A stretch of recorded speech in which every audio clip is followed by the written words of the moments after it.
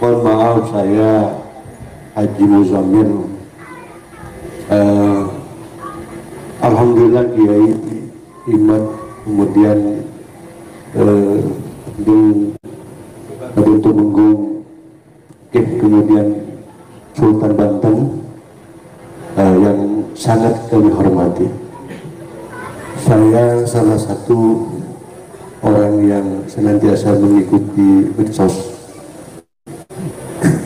mengikuti perkembangan perdebatan yang sangat ramai di media sosial. Ini pertama saya tujukan kepada Al-Mukarram beliau Kiai Haji Imaduddin Usman Al-Baddan. Beberapa hari ini Kiai, saya mengikuti ada bantahan kecil dari Bani Madura lewat tesis tafsir. Saya belum, mohon maaf, belum mendapatkan jawab dari antum, dengan ada beberapa muhibbin mungkin di antum sudah dijawab dan itu puaskan. Itu yang pertama. Kemudian ada wacana akan ada dialog damai antara antum dengan RA. Biar tak ngerti RA adalah apa ya, tak berapa kepada ngerti apa RA dia. Bahaya kalau disebutkan, khawatir saya, walaupun sesungguhnya sama saya dengan panjenengan. Apakah itu jadi? Karena setelah ramai-ramai itu kok ayam boleh, ayam lagi, tidak panas lagi. Malah kemudian kemarin sambutan dari ketua RA di seminarnya itu sempat nyentil-nyentil, memang agak diam, damai, seakan-akan beliau menyampaikan dengan kalimat yang fata morgana, eufemisme, penghalusan bahasa. Artinya, tapi beliau tetap kekeh dengan keakuannya. Dari situ beberapa pertanyaan kami itu saya masih belum mendapatkan langsung dari antum jawaban atau sanggahan, paling tidak penyerahan. Itu satu. Yang kedua, kepada Sultan Banten, barusan menyampaikan silsilah ada bahasa asli. Mohon maaf, asodnya apa, aslinya pakai sen apa asod itu, Bang? Mohon maaf, ini ngampung bahasanya Kiai Hasyim Muzadi. Aslinya asod apa sen ini? Khawatir kepakai sen ini dengan mereka ini sen. Biar dijawab sendiri soalnya. Itu saja mungkin sebagai penghangat. Assalamualaikum warahmatullahi wabarakatuh.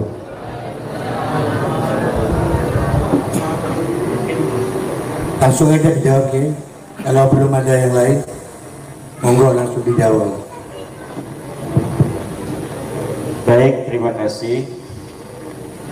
Mungkin para santri karena belum bawa HP ya, belum mengetahui adanya perdebatan ilmiah via medsos, di mana saya membuat sebuah tesis ilmiah berdasarkan kajian-kajian kitab nasab dari abad yang satu zaman dengan Ahmad bin Isa bin Muhammad An-Naqif, yaitu salah satu amudun nasab dari Ba'alawi, sebuah klan keluarga yang mengaku dirinya sebagai keturunan daripada Rasulullah Muhammad Sallallahu Alaihi Wasallam, yang di Indonesia ini dikenal dengan sebutan khusus yaitu para habaib. Para habaib inilah di Indonesia yang merupakan keluarga Ba'alawi. Keluarga Ba'alawi ini karena mereka adalah keturunan dari Alawi bin Ubaidillah yang konon katanya adalah Ubaidillah ini putra daripada Ahmad bin Isa. Di dalam kajian penelusuran kitab-kitab nasab yang saya teliti, ternyata Ubaidillah ini tidaklah merupakan bagian dari anak Ahmad bin Isa. Jadi dalam penelitian saya berkesimpulan bahwa Ba'alawi ini bukanlah keturunan daripada Rasulullah Muhammad sallallahu alaihi wasallam. Itu inti daripada kesimpulan penelitian saya, bahwa Ba'alawi, para habaib ini terputus riwayat selama 550 tahun, tidak ada berita tentangnya dari mulai wafatnya Ahmad bin Isa sampai kepada nanti tahun 895 Hijriah. Ada seorang habaib yang menulis dalam kitabnya yang bernama Al-Burqah Al-Musyiqah bahwa leluhurnya yang bernama Alwi adalah merupakan anak daripada Ubaidullah, dan Ubaidullah ini adalah anak daripada Ahmad bin Isa, dan Ahmad bin Isa ini sahih sebagai keturunan Rasulullah SAW. Tetapi anak Ahmad bin Isa tidak ada yang bernama Ubaidullah, karena anaknya cuma 3, yaitu Muhammad, Ali, dan Husain.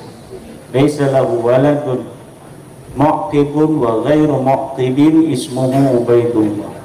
Tidak ada nama anak daripada Ahmad bin Isa yang berketurunan ataupun yang tidak berketurunan yang dicatat bernama Ubaidullah.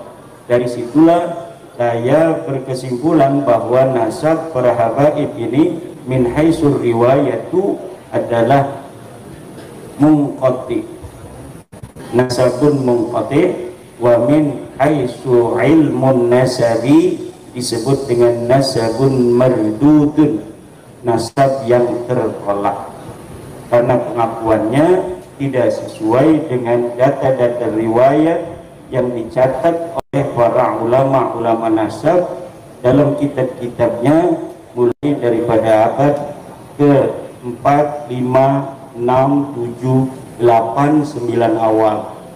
Baru ada berita tentang itu, bahwa mereka keturunan Rasulullah pada abad 9 Hijriah akhir, yaitu pada tahun 895 Hijriah. Dari situ maka nasab mereka tidak terkonfirmasi sebagai keturunan daripada Rasulullah SAW. Nah, namun kesimpulan saya ini tidak memaksa siapapun untuk mengikuti saya. Jadi kalau yang berkeyakinan bahwa nasab mereka tetap nyambung, ya monggo. Tapi kalau saya ditanya nasab mereka nyambung enggak? Enggak. Mereka keturunan Rasul bukan? Bukan. Kalau orang awam ditanya nyambung, karena sudah syuhra dan istifadah, sudah terkenal mereka keturunan Nabi, ya monggo. Tapi bagi man alima bihi, ya tidak boleh. Kalau bagi orang yang tidak tahu, tidak mau meneliti, hanya berdasarkan surah wal istifadah bahwa sudah dikenal itu namanya, yang namanya habaib itu turun Nabi, ya monggo. Tidak berdosa. Kalau sampai di depan pengadilan dia bersaksi, kata hakim, kamu kenal dengan ini? Kenal. Siapa namanya? Fulan. Apakah dia keturunan Rasul? Habib Anu? Betul, dia keturunan Rasul. Maka dia tidak berdosa dengan kesaksiannya, karena dia tahunya bahwa yang namanya Habib keturunan Rasul. Tapi wa man alima bin qita'i nasabihi thumma yaqumu bainal hakim, ditanya oleh hakim, apakah kamu mengenal dia? Mengenal. Apakah dia turunan Nabi? Bukan. Kalau jawabnya iya, padahal dia tahu di dalam kitab-kitab itu kudus, maka kesaksiannya dianggap palsu. Tidak bisa lagi dia itu menggunakan surah dan istifadah. Ini yang dipertanyakan oleh banyak penyangga saya, Katanya suhra dan istifadah itu sudah disepakati para ulama fikih bahwa dalam menetapkan nasab 4 mazhab sepakat hanya dengan teori suhra dan istifadah. Teori suhra istifadah itu bukan dalam masalah ilmu nasab asalnya. Kalau ilmu nasab hanya nyangkok dari ilmu fikih. Suhra istifadah adanya dalam babus syahadah di dalam ilmu fikih, yaitu bab kesaksian. Kesaksian itu pertama harus menyaksikan. Orang yang jadi syahid itu syaratnya harus menyaksikan. Kamu jadi saksi pembunuhan, ya harus orang yang menyaksikan pembunuhan. Tidak bisa karena suhra dan istifadah orang membunuh kita dipanggil oleh hakim, apakah kamu tahu bahwa si fulan membunuh si fulan yang lain? Tahu. Kamu bersaksi dari mana? Suhra wal istifadah, karena orang-orang ngomong begitu semua. Tidak bisa. Tapi ada dalam masalah fikih beberapa hal yang boleh digunakan suhra dan istifadah untuk kesaksian. Di antaranya nikah, nasab. Nah itu boleh menggunakan suhra wal istifadah. Wiladah, misalnya Ibu Maryam melahirkan si fulan, yang tahu melahirkannya dukun bidan. Dukun bidan ini dia jadi saksi bisyahadah dengan bil'ain, melihat sendiri lahirnya anak. Itu namanya kesaksian dengan melihat langsung. Tapi orang kampung mendengar di luar, wih, Ibu Maryam sudah melahirkan.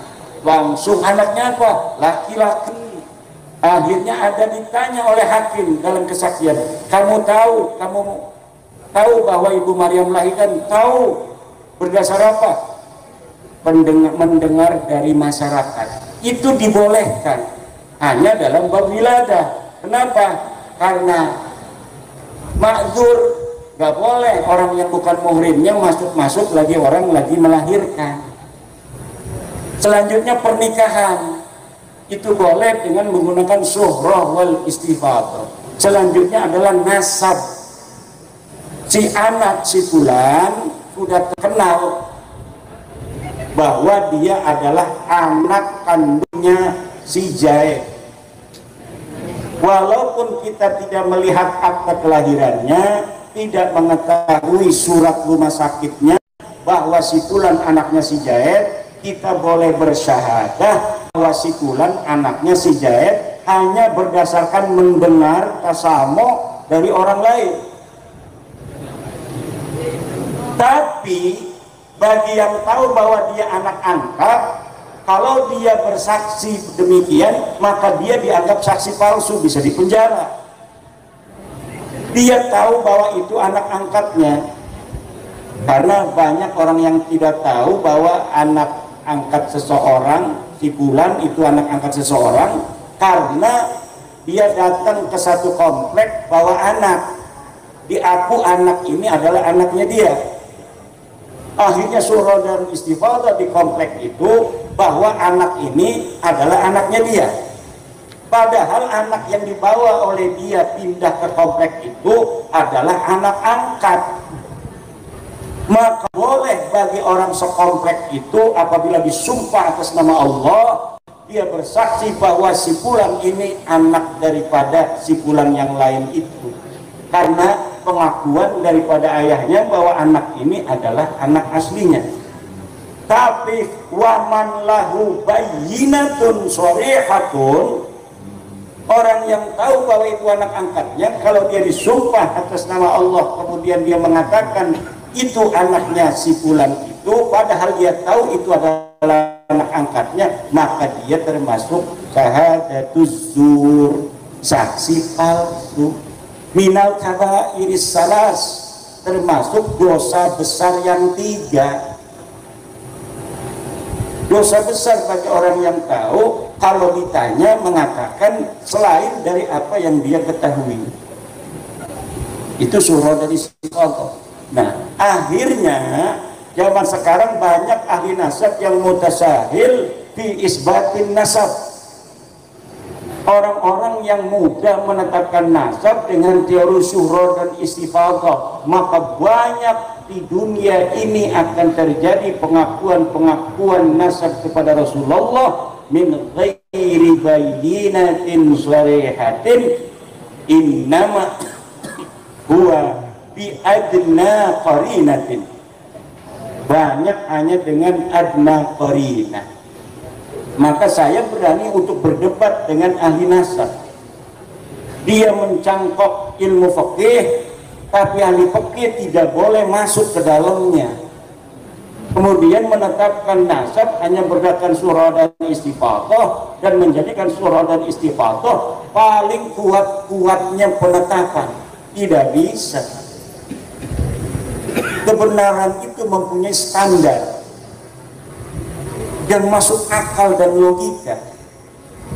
Kalau misalnya kebenaran itu tidak mempunyai standar, orang akan bikin metodologi sendiri yang melawan logika kebenaran. Coba lihat ahli fikih, kaidah-kaidahnya tidak ada yang bertentangan dengan logika. Tidak. Kenapa? Matang perdebatannya. Sudah lolos perdebatan sejak zaman Imam Syafi'i, Imam Abu Hanifah, murid-murid Abu Hanifah dengan Imam Syafi'i, kemudian murid Imam Syafi'i dengan cucu murid Imam Abu Hanifah dengan Imam Ahmad bin Hambal, sehingga kita fikih yang kita baca sekarang semuanya logis dalam mencari kebenaran. Masalah berbeda pendapat itu hanya dalam kesimpulan berdasarkan takhrijul manat wa tahqiqul manat. Tetapi sekarang ini, makanya saya surati itu Syekh Mahdi Ar-Rajai, bahkan saya berani untuk dialog dengan Syekh Mahdi Ar-Rajai. Dia berani menetapkan nasab yang tersebut tanpa riwayat dan kemudian ditetapkan tanpa adanya bayyinah, tanpa adanya riwayat, tanpa ada referensi. Kemudian setelah 550 tahun ada orang yang mengatakan bahwa Ubaidillah sebagai anak Ahmad, 500 tahun kemudian ini anak Ahmad yang bernama Ubaidillah ini katanya berketurunan banyak, orang-orang diilhakkan semua tahu surah istifadah. Sekarang kita punya bayyinah, mau meneliti, kemudian kesimpulannya itu terputus, kemudian marah-marah.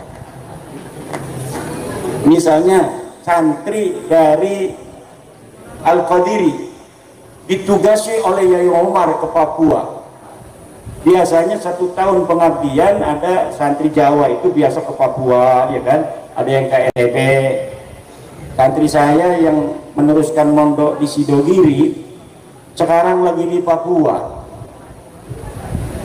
Datang ke saya, Pak, saya mohon doa ditugasin di Papua. Ini udah ditetapkan belum, tapi kira-kira di Papua. Karena ditetapkannya nanti mau berangkat langsung ditetapkan. Begitu katanya. Nah, pas di Papua dia nggak mau pulang lagi. Ada wanita cantik di sana. Kemudian dia mengaku dia sebagai sayyid dari Jember. Padahal dia bukan sayyid, bukan turunan Rasul, ngaku di sana sayyid. Namanya Sudarman misalnya, Sayyid Sudarman.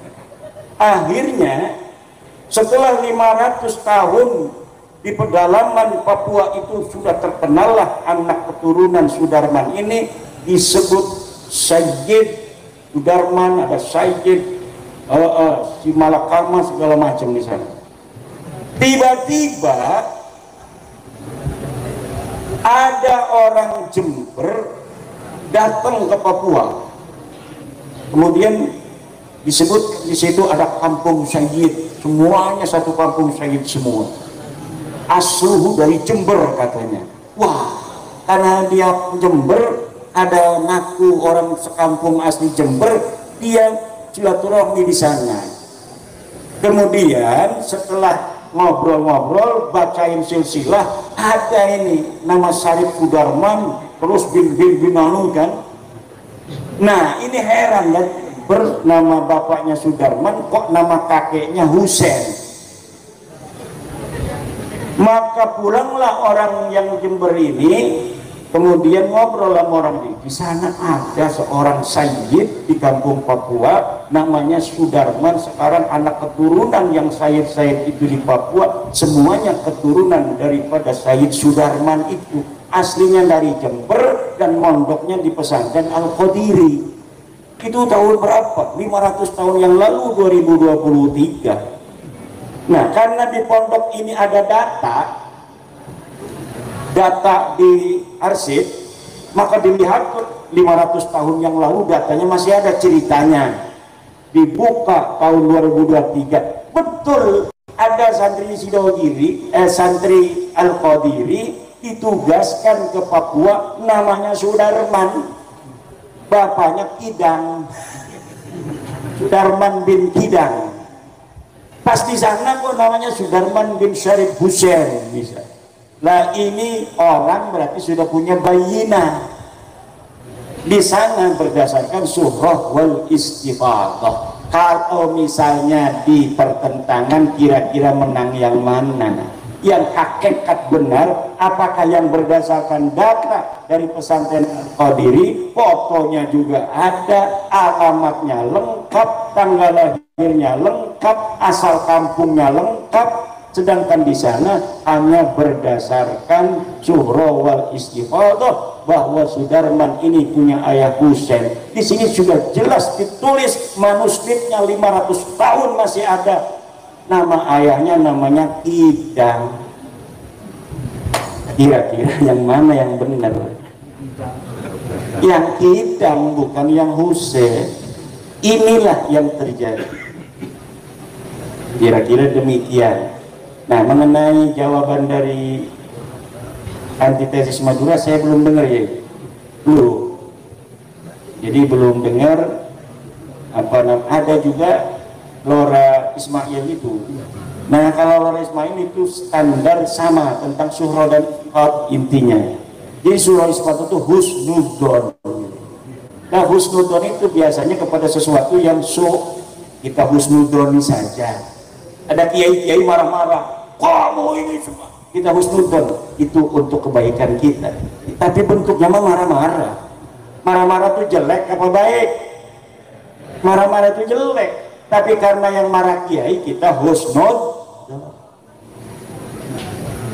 Dan boleh saja husnudzon, tetapi itu namanya serendah-rendahnya dalil.